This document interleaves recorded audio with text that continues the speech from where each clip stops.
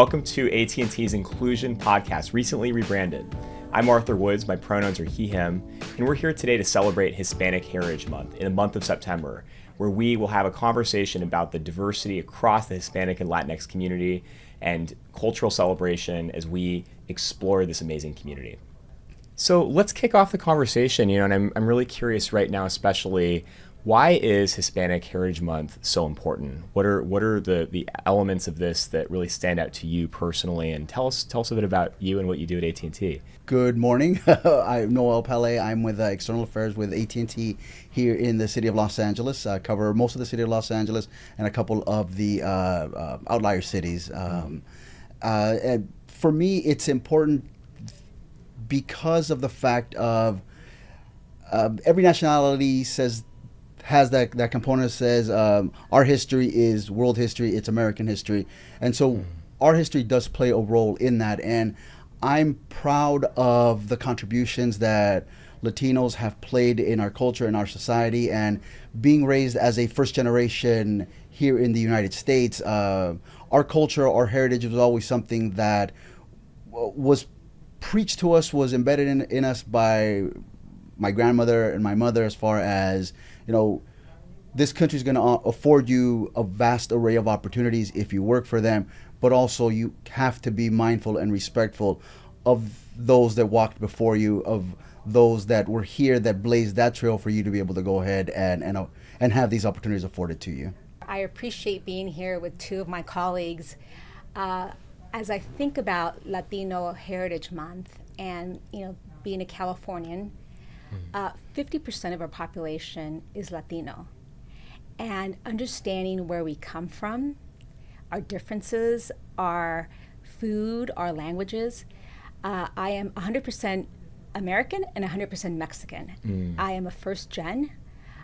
My parents came to this country very young to work. And like many of the Latino community families that I meet through my job, it's that pursuit of the American dream and looking for a better life for their families and their children. I joined the company 24 years ago, and through that time, I have seen an evolution within AT&T in terms of bringing our authentic selves to work, in terms of really looking at respecting one another and our different identities. When you think about the Latino culture, there's dozens of countries in Latin America. And so it's not just Mexicans. But many times, if people see a Latino, they assume they're Mexican. And so it's understanding those differences, as well as, what does that mean? Our food. For us, it's about family and conversation. A lot of that happens in a kitchen table. I think about, how I connect with my kids and what we do, and we cook and we dance, and a lot of those traditions, I ensure that during Latino Heritage Month, my kids are proud to be Mexican and they wear the traditional 16th of September gowns and so forth. We can go back to when they were growing up and they were always wearing, whether it was a charro music, even till this date at my house, we're very much 100% American. But any given day, you hear Spanish music in our house. My name is Crystal Segura. My pronouns are she, her, ella. I am a lead manager in advertising at AT&T, but more closely related to this, I am the president of Hacemos Greater Los Angeles chapter. We are the Hispanic employee group out of AT&T. Our mission is to foster an environment where we encourage people to help people succeed professionally, personally, and within their communities. We're very much promote education and early exposure to STEM, and we provide scholarships for students entering college. So I'm really proud of the work that we do within our communities and helping to create opportunities for our Latino employees, whether it be through networking or professional development opportunities. But why Hispanic Heritage? What it means to me and why I think it's important. I think that, it is a celebration of our history and of our culture. With that, you've got our food, our language, the music, the art, everything that comes along with it. But I think it also is a demand for inclusion and representation and the acknowledgement of the important role that we as Latinos play in the United States. I mean, what really touched me about what each of you three shared is first of all, just the rich diversity that exists within the community. So when I look back at people that influenced my life, Latinos throughout time, as a Texan, I'd be remiss if I didn't bring up a Latin artist, Selena. I think she did so many amazing things for our community, not just as a Texan, as an American, but as a Mexican American. And so I think she really did a lot to bridge those communities and those cultures together. You think about the influence that she's had on music. I mean, you know, she's passed for so many years now, decades even, and just her influence and just like how much of a legend she is still very resonant today.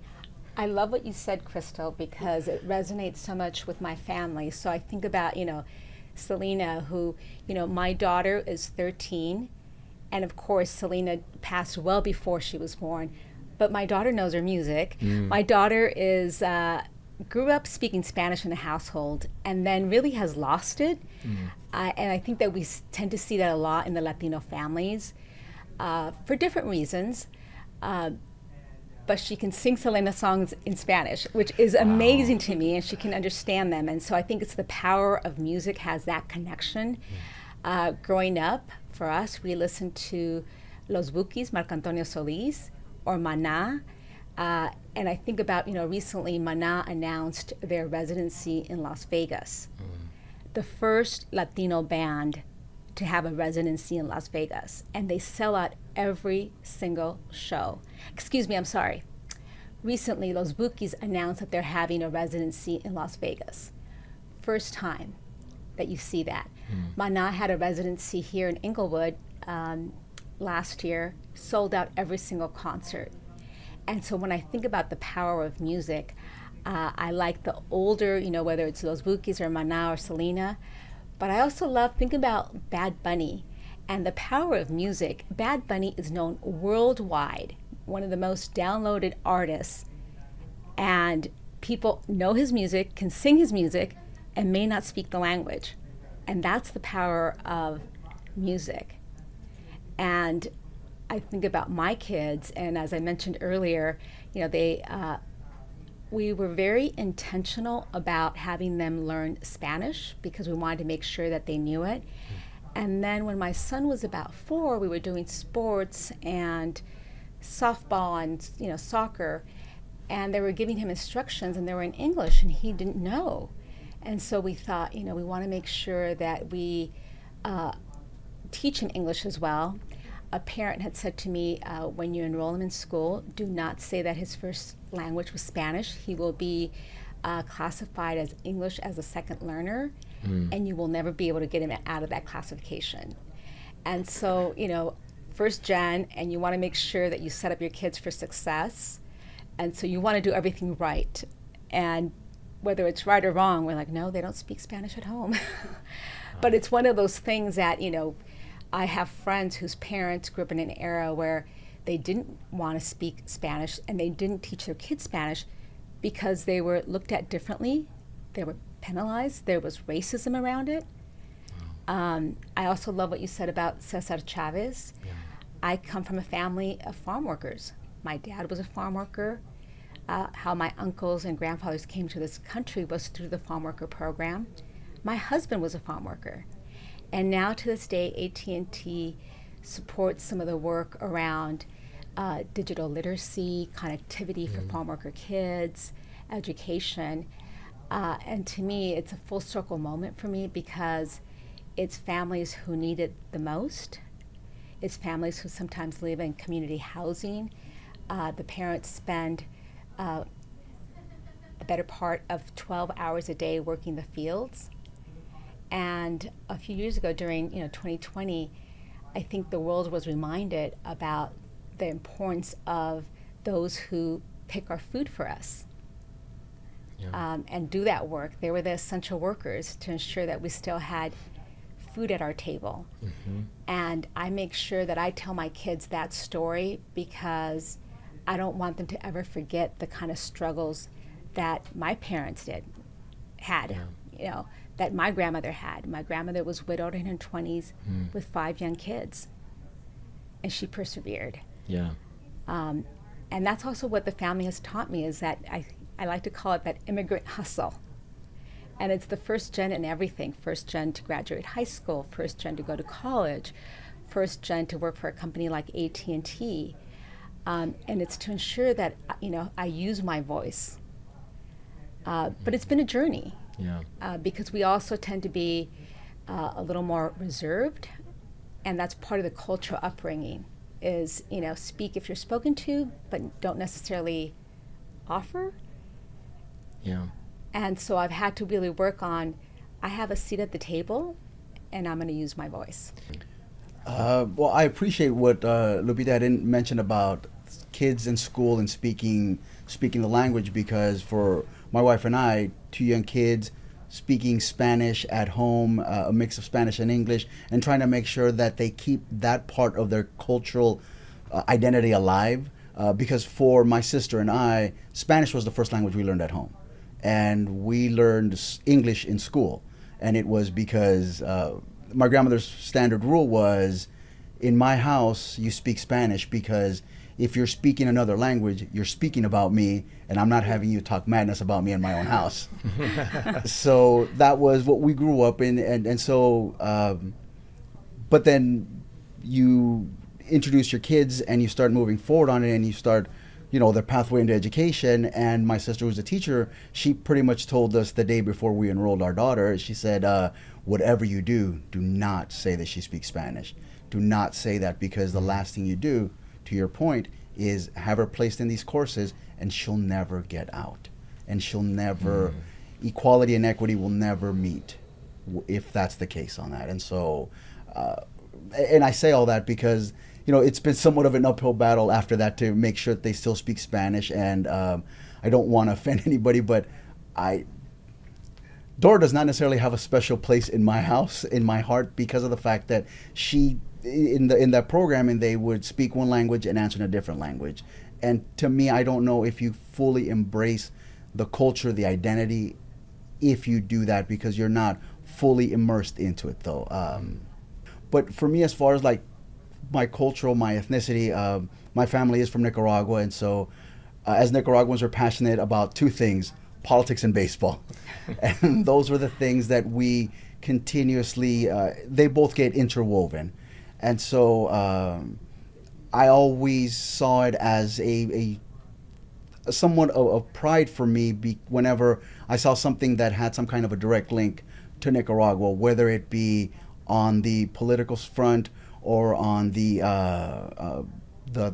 social entertainment front. And so you would hear artists, and there was just a handful of artists that would come out, and you'd hear them, and you're like, wow, he's Nicaraguan, and so he's just like us. And it kind of lays a road for you to be able to go ahead and kind of follow. And so just a quick anecdotal story with regards to it, though, that the first time I saw that Latino pride in my son was, we were watching the first Spider-Verse movie, and the protagonist, he's speaking with his mom in one of the scenes, and she's speaking Spanish, and then he answers her in Spanish. And so he turns to me, and he's like 5-6 years old at the time, and he says, he speaks Spanish. I speak Spanish. And it was like the first time that he saw that. And obviously, if you know the context of the story, he grows up to be the actual superhero in the movie. And so that was kind of like a role model for him to be able to go ahead and follow, and to know that you can be a superhero. Oh, and by the way, you can also speak Spanish too. Yeah. And you can be Latino. So I really appreciated that. And so you fast forward 2-3 years after the fact, I'm hearing an interview with the one of the directors / producers, and he said that one of the things that he appreciated hearing back from people was that scene when their own respective kids would come back and say, he speaks Spanish too. Wow. And it was like, it absolutely spoke to me on that. Well, I'm really glad that you brought up the dynamic of language and all of the conversation around culture, because I think my partner is also from an immigrant family, and he felt a pressure to assimilate and to not really continue to speak his familial language. And I think picking up on that dynamic, I think his parents really perceived it to be a lost aspect of his culture, not getting passed on. And so I think it's powerful to, to really sort of fully, vulnerably represent that dynamic and ensure that, to your point, there's pride in being able to be bilingual. That's an aspect of one's identity that they can really embrace, and that we're not pushing folks to assimilate and forget that aspect of their past. And media, you're right, plays a major role in that. I think about also the role of sports. I mean, we didn't talk a ton about sports, but I lived in Chile for a year, and seeing just the role that football played in the culture and the life there, and I was just swept up in it, being there. Yeah, it's again, a side story on that. Families from Nicaragua, during the revolution, they renamed the National Baseball Stadium away from Roberto Clemente. And even those that were 100% for the revolution, for the cause, they were taken aback and said, no. Yes, I get it, I understand it, but you can't take away Roberto Clemente's name off the stadium. And so they were the ruling party, and there was upheaval, and they decided, you know what, we could possibly start another revolution if we don't change the name back. I mean, people were that passionate about it, though. Wow. A few weeks ago, the three of us actually had the opportunity to work as part of the AT&T Believes initiative. Part of that initiative is that as employees, we love to volunteer in the communities where we work, where we live, where we have offices. And in July, there was an opportunity for us to partner with a local school in South LA. It's part of an initiative to paint soccer courts in 50 schools across the country. Wow. And it actually started through AT&T Mexico. Again, soccer is a big sport, big engagement, big family activity.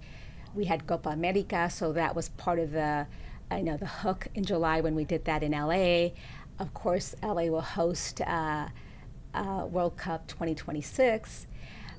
But as I was looking at that and reflecting about that, it's an opportunity for us to introduce soccer to a whole new generation of young kids and the love for it. And it reminded me of when I was young. My dad would take my sister and me. Every Sunday we'd go to church. After church, his cousins and his brothers would play soccer at a local park. And those are some of the most vivid memories that I have. Wow. And so when I was at this school in South LA a few weeks ago and we were painting this, it just took me back to that moment. And I think that that's one of the things that when we think about the communities where we work, where we volunteer, it's communities that are having a hard time, that are struggling. It's a tough time right now in the economy. It's a tough time to live in Los Angeles. Affordability and inflation and the cost of, housing. But if kids come to school and have that peaceful moment of enjoying soccer and being a kid, and to think that, as a company and as employees, we have a small part of that. Gearing up for back to school, we have been distributing laptops to communities. Wow. Backpacks with school supplies. And again, it's to show these kids that, people care about you, and we want to make sure that you are equipped and ready when school starts next week. We have the majority of the kids in LA going back, and many of them will have a device, they'll have a backpack, and part of our AT&T commitment and the $5 billion investment is digital literacy and ensuring that there's the affordability piece, that there's the access piece, and that you know how to use it. And I think about volunteers, Crystal and Noel and myself and our colleagues, we go into our connected learning centers and we help host sessions so that it could be from anything from how to set up an email account, how to search the web, to our families are saying, I want to learn how to use Excel, to cybersecurity. And that's one of the things that when I think about what AT&T does to help our Latino community is what are our needs? And we can come in and help depending on what those needs are. I love that. And I love how all three of you are so deeply connected into the community here, And it does feel like a lot of full circle moments that are happening here. with each of our past experiences, right? Yes. Just because of the digital divide, it's not necessarily just a plug and play solution, connect the wire into the wall, you have internet. You've completely bridged that divide. And much to what Lupita was saying, I appreciate our company's holistic approach to it, though, because it's not just being able to connect to it, but now that you have that connectivity, it's like, do you have a device to be able to go ahead and access it? Now that you have a device, do you know how to access the internet? Do you know how to surf a website? Do you know how to look for something? Do you know how to be safe once you're on it, though? Mm-hmm. And it's just about having a fruitful and safe experience once you're on it, though. And to be able to offer that opportunity, those resources, this educational component in both Spanish and English, because we hosted a series of websites with a community partner organization. And as we were concluding one of the sessions, one of the attendees, one of the participants, she turns to me and she says, so does this mean I can use the FaceTime to talk to my grandkids in El Salvador? Like, yes, absolutely. And she took a moment, and you could see that she started to get glossy-eyed, and she said, I haven't seen them in 3 years. Wow. And it's like, how can you not feel that there's a benefit to what you're doing? Yeah. So that's a great story. And I think it also, like, bringing back full circle, bringing us back to our language, bringing us back to Spanish and that influence and that connection that it has with people, right? I think that, when we're teaching these digital literacy classes, sure, you can do it in English, but if the majority of people coming in are speaking Spanish, you want to have bilingual volunteers, and you want to be able to speak their language. They're already put in a kind of uncomfortable position, right? I think taking the first step is really, really hard, and so being able to provide that comfortability for them and speak their language and being able to empathize with them, maybe even having similar backgrounds, is really, really helpful in providing, these digital literacy classes to them. Yeah. You're also giving them, I think, a ton of inspiration in terms of being able to say that you three are all embracing Spanish and your language that you grew up with, and yet also are in these amazing professions in a company that cares. And I think it's a great reminder to folks that, hey, I can embrace my culture proudly and be able to pursue opportunity. And I think it's something we need to be able to remind to all of our next generation right now. I agree. One of the things that I think it's kind of a buzzword that we hear quite a bit about is the imposter syndrome. And, when I went to college, I went to USC, and I certainly felt that way. But I, got in like everybody else. I applied. I took my SATs. I started, interning early on. I think about, my career path, interning at the LA Mayor's office when I was young, and different places. Part of it was because I had an incredible mentor who taught us how to do that. I mentioned to you my parents who were immigrants to this country, young. My parents both had a second grade education, yet they both knew how to read, write. My dad was great at math. I always was so impressed how he could just add in his head. He was incredibly smart. But he lost his father when he was about 8 years old. And so being one of the oldest in the family of 10 siblings, he was sent to Mexico City to go work. My mom was second oldest, and her dad died also when she was about 7 or 8. And it changed the course of their life in terms of my grandmother being widowed very young. I no longer have my dad. But my parents were very young when they married. And so when I got to USC, I remember thinking, I remember one day coming home, I'm going to get emotional, getting home from class and telling my mom, I'm not sure what I'm doing here. I'm in this political science class. All my classmates, there's a project that we're working on, and they either all have worked for an elected official, and we were looking at some public policy issue. And somebody said, oh, my dad is friends with, the state senator, and I can get an interview, and my dad is friends with this. And I didn't have any of those connections. And my mom said, don't worry, just do your work. And the one thing I know how to do is I work hard. And so I figured out how to still get those appointments and go into downtown and take the bus. Fast forward some 30 years, and I now know, and I'm really good friends with like our U.S. Senator from California. Wow. Because I've been in that network, but they're friends.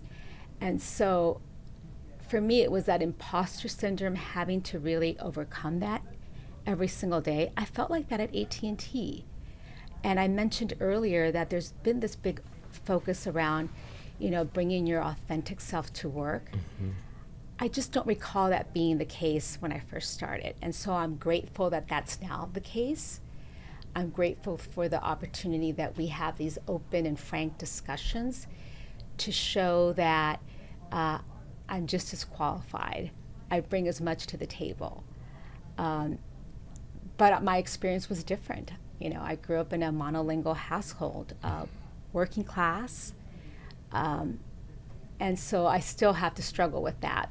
But now some of the things that I do is I'm fortunate to lead this mentoring circle for some of our ASEMO's managers, and it's about paying it forward. Yeah. It's about how do you bring people along as well, It and really show is. them, and the things that I've learned in my career at the company. How do I help you so that you can navigate that as well? Yeah.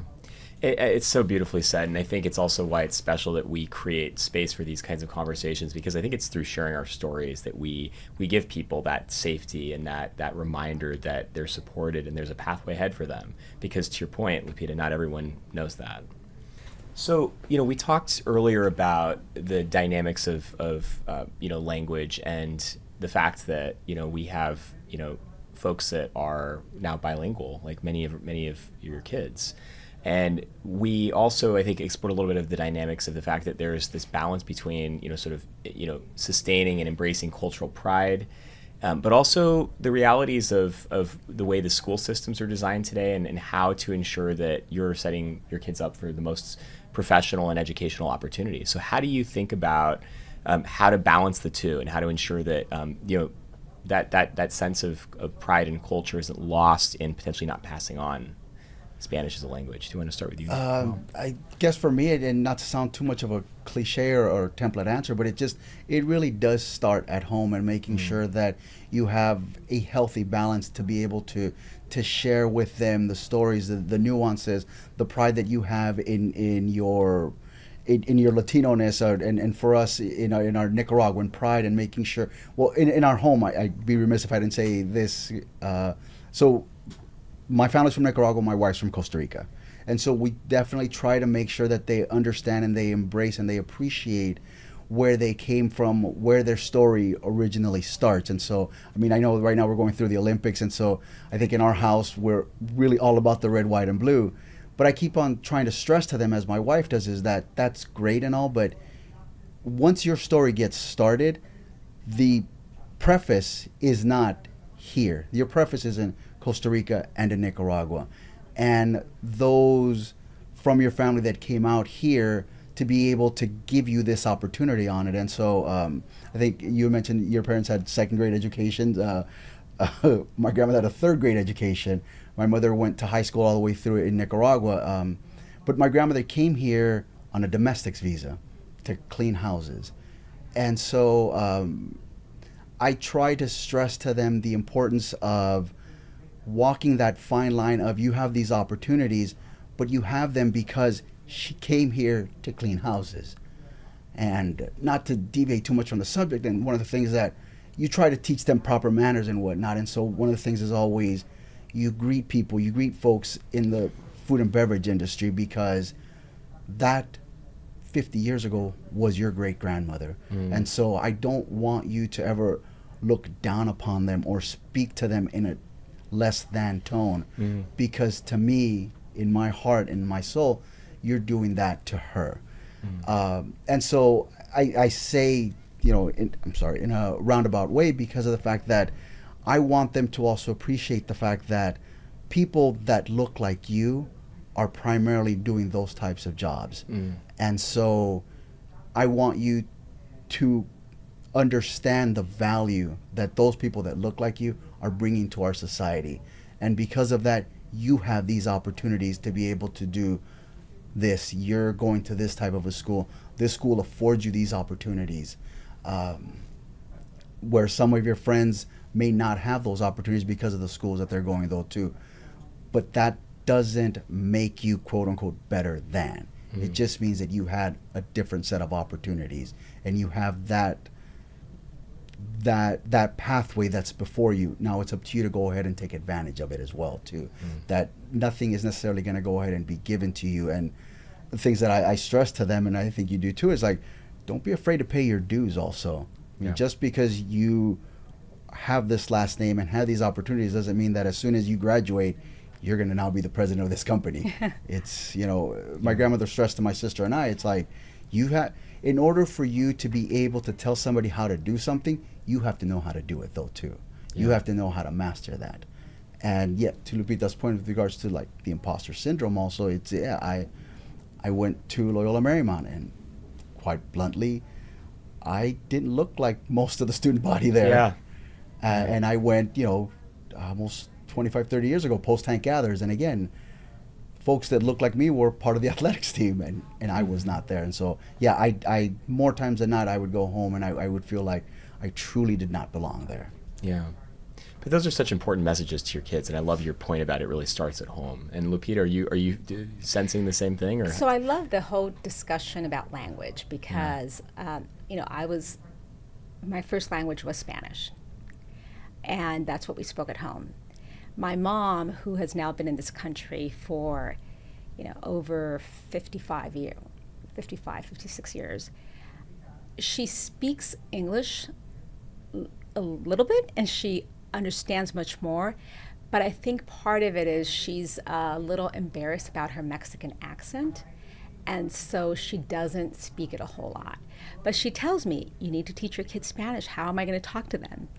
And so it's an interesting thing because my kids now, as they're in school, they tell my husband and me, teach us, we want to learn Spanish, teach us, speak more. And so, but even at home, it's so easy for us to start in Spanish and then quickly pivot to English because that's a language that we feel comfortable with. That's a language that we, grew up with. That's the language that we watch TV in. But there is very much an intentional focus to ensure that, my son right now just finished a Spanish course at high school, and he was doing very well and learning how to conjugate and so forth. But it's because that was his first language, so he knew much of it. And so it's very much an intentional thing to have them continue to do that. Now, I went to a predominantly Latino elementary, middle, and high school, probably 90% Latino, if not more. Blue-collar working community in southeast Los Angeles. Our school's not bad where my kids go. It's very diverse, but it's not Latino. There are probably a handful of Latinos in our school and in our community. So they don't feel like they're missing that a whole lot because their friends don't speak Spanish either. But there's this term, and I'm sure Crystal and Noel have heard it. It's called this generation of kids, or the no sabo kids. And it's funny, but not really, because it's the whole thing about, like, we have these Latino kids who look Latino, look like me, dark hair, dark skin, and you speak to them in Spanish and they look at you because they don't know it. It's not their fault. My husband and I take full responsibility. We should have been much more intentional about that at home. You think about countries around the world, people speak 2, 3, 4 languages. It's in America that we only learn one and maybe take a course of Spanish or French or something else. But we just recently got back from traveling, and most people speak at a minimum 3 languages. Yeah. And so I'll always ask, well, where did you learn English? And they, school. Was it a private school? No, public school. And I think we can do better in our country. Yes, we can.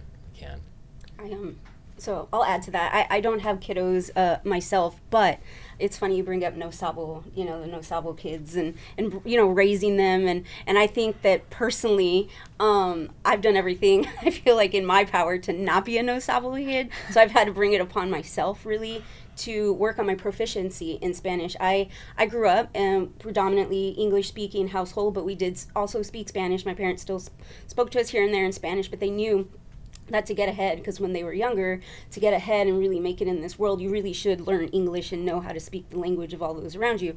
And so they grew up in the United States.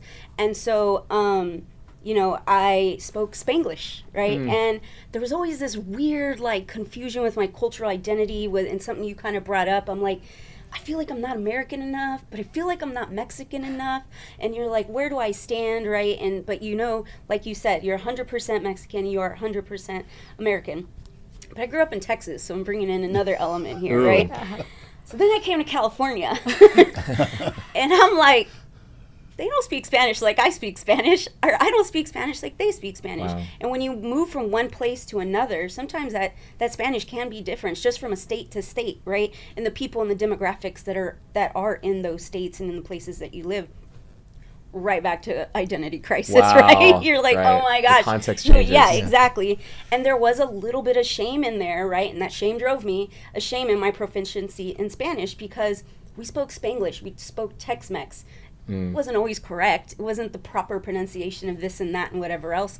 And coming here, it felt like, oh my gosh, this is, you know, Spanish on steroids. This is the real stuff, you know, and really making sure, you know, that I knew how to speak to others. I wanted to be able to connect with people and connect with people I live with and all those around me. So, like I said, I didn't want to be a no sabo kid, so I brought it upon myself personally to make sure I work on that proficiency. I love that. To be able to speak to folks. So now you're a yo sabo kid, not a no sabo kid. That's important. It's funny. I was talking to my daughter, and I think I said, "Oh, did you speak with so and so?" She said, "Oh, she told me this," and I said, "You understood?" And she says, I'm not a no sabo kid. And so, because it's something that, you know, it's funny, but it's like, it's a very common term now, especially in LA, where, you know, you have these second gen kids who aren't speaking it. And like I said, it's a multitude of reasons. There was racism connected to it. Sure. And so that's really part of the reason why a lot of families wanted their kids to ensure that they spoke English and spoke it well and spoke it without an accent, because they didn't want their kids to suffer the kind of racism that they did. Yeah. Well, and this is why, I mean, I know we were talking about some of the role models we look up to in the community, but I mean, it is why it's so powerful. You know, my partner's in the arts, he runs a music label, and to see folks speaking and singing in their native language and to the power that sends, don't force yourself to assimilate. Don't forget that core aspect of your identity. Embrace this beautiful language, and we can make art and we can connect through it. And I think it's important we continue to advance that kind of work, right? Because it does send it, whether a subliminal or an overt message to the next generation to not be the no sabo kid. Yeah. You know? Yeah, no, I think, you know, despite these challenges and despite the racism, you know, people before me, my families before me have faced, even, you know, that we still face now, I think that there's still so much pride. There's so much pride. We are a very prideful people. And I think that, you know, even my grandma wanting me to learn English, but still speaking to me in Spanish, I mean, her pride, you know, still lives through me, and like the stories that she told me and where we came from and the pride that she has of, you know, being Hispanic and having that kind of identity. And so I think that still shines through despite, you know, some of the challenges we might be talking about right now. Yeah. Well, I have a question for you three. I mean, based on that, like one of the beauties for me of just being able to like live in South America for a year and travel throughout most of Central and South America was, I think, really recognizing the rich diversity across cultures and to kind of look for the through line or that common thread of unity. And I'm just curious, as you think about each of the distinct cultures that you represent, but also sort of what the community collectively shares, how do you think about that sort of where there's maybe powerful overlap, but where the sort of uniqueness and sort of distinction is also a source of pride? I think, Arthur, that's a great question, because I think about one of the things that connects us all, a couple things. It's the shared struggles. A lot of these countries have gone through, you know, civil wars, and the reason why you have, you know, people moving and really taking those very dangerous trips across countries to cross the border is because they're escaping a much worse situation at home. Yeah. And so I think it's that connection of the shared struggles that you have. I also think it's, you know, at my house, and my kids know this, education is the greatest equalizer. And when you're in a different country, it's that whole vision of the American dream, and you think, if my kids can, go to school there, it's the equalizer. It's the land of where you can have opportunity. And if a, first gen girl who grew up in, East Los Angeles can go to USC and then go to graduate school, and, accomplish some things, then I think a lot of kids feel like they can do that too. But that's what I see as the connection. It's the struggles of poverty, of hunger. My mom says she didn't grow up wanting material things. She grew up hungry. Mm. And so I make sure that my kids always know that. And how, what a difference from one generation to the next. Mm. How different their life is today than what my life was. And certainly, the life of their grandmother. Mm. I think for me, the connective tissue I see, we're not a monolith, and I think, there's multiple cultures even within, the community, Latin or Latino and Hispanic communities. But I think that family really is a cornerstone of one's identity within the Latino community. Mm. I'm sure maybe you can say that about a bunch of other folks, right? But there's this closeness that's like no other. You've got multi-generations living within, one household a lot of the time, right? Grandma, aunts, uncles can be just as responsible of raising the kids as their own parents are, right? And so I think there's just this closeness that, despite what anybody says, I think within Latinos, it's just like no other. Mm. That's powerful. Yeah, I think it's just, it's the pride that each country brings to it though as well, and the pride that it fosters in everybody, and the family love. And so again, for me, it was, my mother had a health issue about 15-20 years ago, and I had an aunt that literally showed up at our doorstep, and she says, well, I'm here to take care of you now. And we had no idea she was coming over, and we weren't really expecting her to come. But it was one of those things that, advent of social media, you post it and finds out, goes through it, and she shows up because she said that's what family does. We take care of each other, and don't worry, I'm only going to be here till you get back up on your feet and you're good to go, and then I'm out, because this isn't my country. This is not where I want to live. My country's in Nicaragua, and that's where I'm at. But you need me here right now, and that's why I'm here. I also have the sense of family. I'll share a personal story. So my family and I just got back from summer vacation, and my husband and I have been married almost 17 years. Wow. And it's the first time that it's just the four of us on vacation. And we were commenting this a few months ago to somebody, and they said, what do you mean, you've never just been the four of you? I said, no. I said, shortly after my husband and I got married, we took our trip, and then 2 years later we went back to the same resort where we had honeymoon, and we brought my grandmother and my mom. And then the following year they traveled with us again, and then after that my sister and her husband joined, or it's been a niece who has joined, or my brother has joined us a couple of times with my mom. And so it's always been us plus my mom, my grandmother, my brother. And so this last trip was the first one ever with just the four of us. Wow. And part of me felt a little guilty, a little sad that I didn't invite my mom this time around. But it was also nice to just have that time with just the four of us.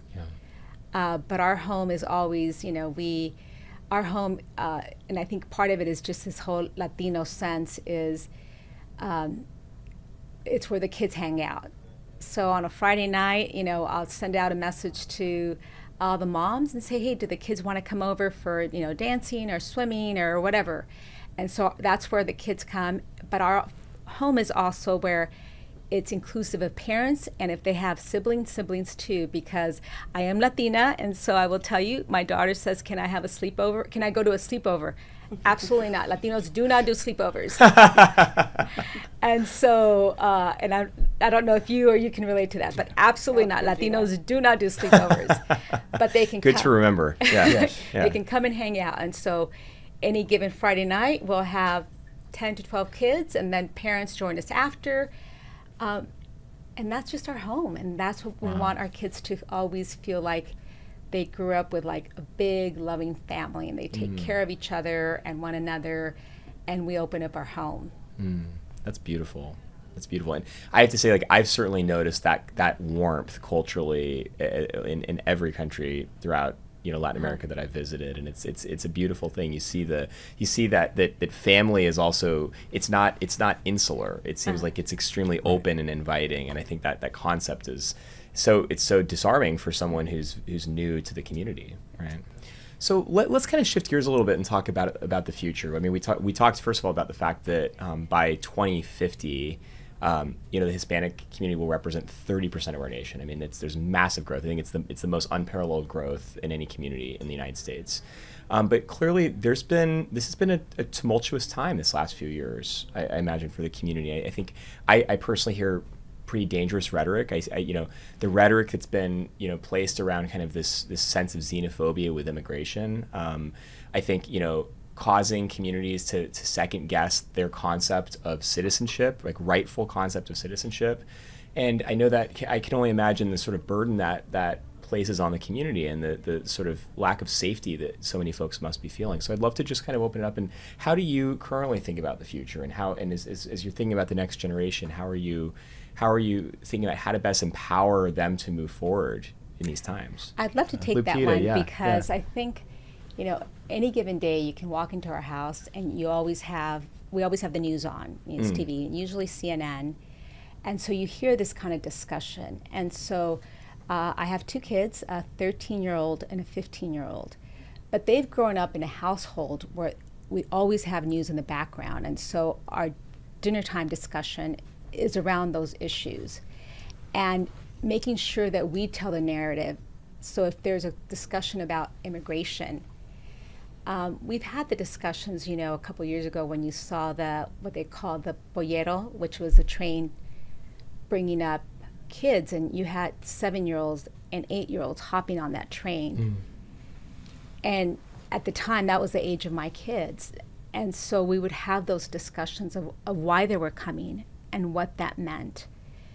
And my hope is that they also have those discussions with their friends. And we have to talk in order to really understand, because we have so many lived experiences. But if we don't talk about it, then you don't know. And so it's having those discussions. I know we are very intentional about that at home, and I know my kids are too. And so when they think about, a farm worker, and what does that mean? They know that their grandfather, their dad was a farm worker, their grandfathers were farm workers, and that's how we get fed every day. It's not about going to the store and buying it. Somebody picked it. And so it's really about having those honest conversations. I mentioned earlier that our house is where all the kids hang out, and we'll have discussions with them. We'll make sure well, what do you think about this? Because I want them to be curious. I want them to learn. For birthdays, we always sing happy birthday in the languages represented there. So we usually sing happy birthday about 5 times: English, Spanish, Arabic, Armenian. We've had it in Chinese and Korean. Wow. That's our community. And so the kids all come over and we'll do videos, and it's all those languages all at once. And I think it's beautiful. That's and it's really beautiful cool. for those kids too. The rhetoric that's being spewed, the political landscape right now, I'm not going to lie, it's scary. Yeah. It is a little scary. Being the largest minority group, in the nation right now, we're still facing issues like immigration and voting rights and education and things like that. It's very scary. But as our numbers grow, so will our political influence. And I think that leaders are understanding that, politicians are understanding that. And I think we as a people are understanding that too, and the power that we can and do have. But bringing it back to what can we do right now and stuff, I think something like this is a great start. Having these powerful conversations is a great start. Creating safe spaces and transparent spaces to share your feelings and things like that is also great. Education piece, right? There's a huge education piece. That is very much a missing component with a lot of the rhetoric that's, being spewed right now, I think is an education piece. But it's also not just up to us as Latinos to be the educators of that, right? We need allies and advocates that are also helping fight for us and standing up for us, that have seats at the table and can walk into rooms in a way that we can't. And so being able to have those allies and advocates for us is also important. Yeah, and thank you for bringing that. I think it's important that we're able to really like talk about these feelings, because they're real and they're happening as we speak right now with just this landscape and this climate. Thanks. And I just think that for me personally, that the stakeholders, the players within the forum, to move forward a genuine DE&I initiative and programs, it has to be intentional. It has to have metrics to be able to go ahead and gauge it by for the successes on it. You can't just have a Latino Heritage Month whereby in sports you just put Los in front of the team name. And it's like, well, that's kind of like throwing Parmesan cheese on something, say it's Italian food. You have to have something whereby there is a real tangible goal that you're trying to go ahead and achieve, and you're really putting your best foot forward. Because my own 2 cents on it is, if you do that, you're almost denigrating the cause, because it's a very check the box mentality that it's just like, well, this month rolls around, Latino heritage, what are we gonna do? We put Los on it, boom, we're gone, we're done. And that works against the goal of what you're trying to achieve, because you're almost force feeding it to somebody that doesn't understand it, doesn't want to understand it, doesn't appreciate it, but may be willing to learn about it.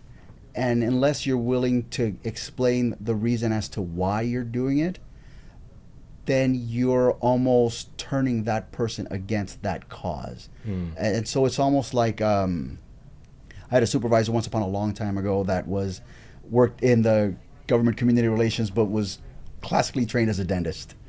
And he said that his first day in dental school, his professor or the dean came up and he said, I'm going to teach you the why you're doing what you're doing, because there's nothing wrong with being an auto mechanic. He said, my dad got me through dental school as an auto mechanic, but I don't want you to be auto mechanics out there. I want you to, when your patient comes up to you and says, well, why am I doing this?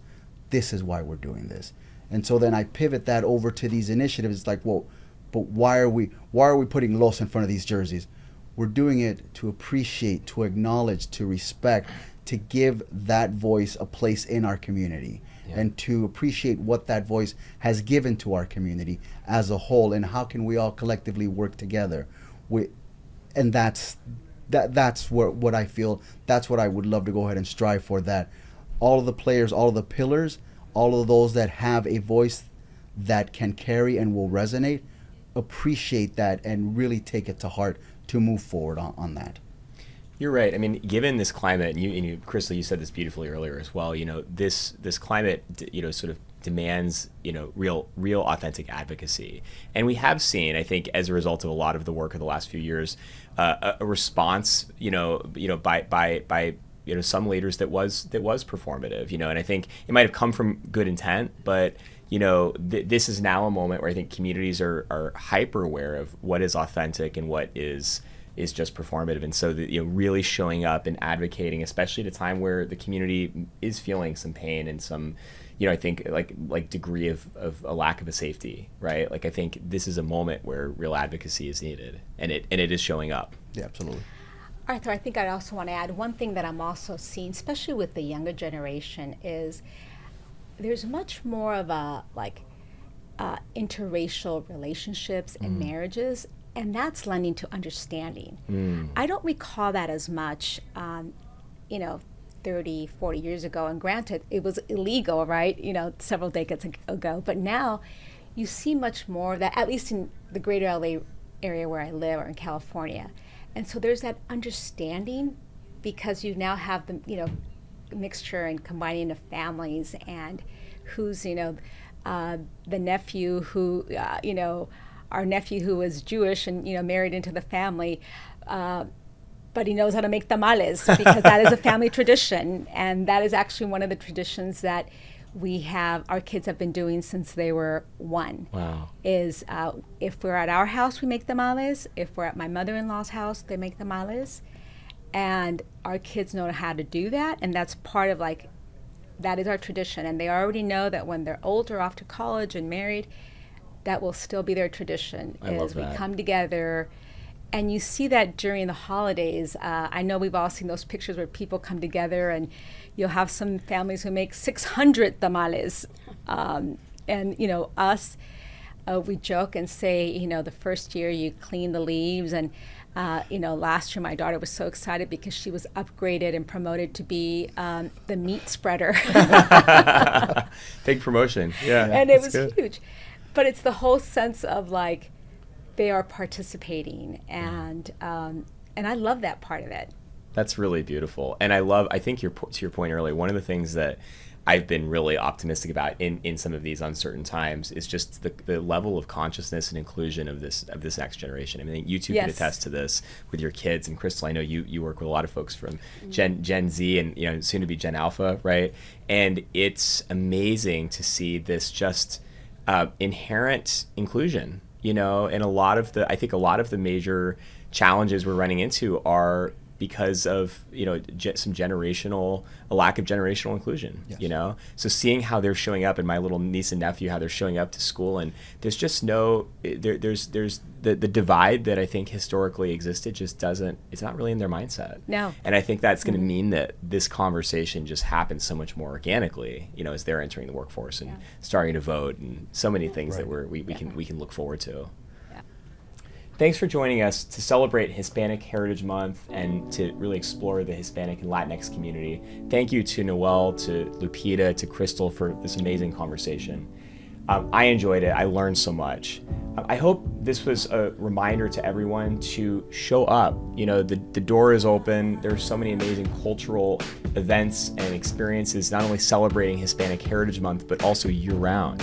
And the invitation is there. Share your stories, share your experiences. Join us for our next episode around Native American Heritage Month. We'll see you then.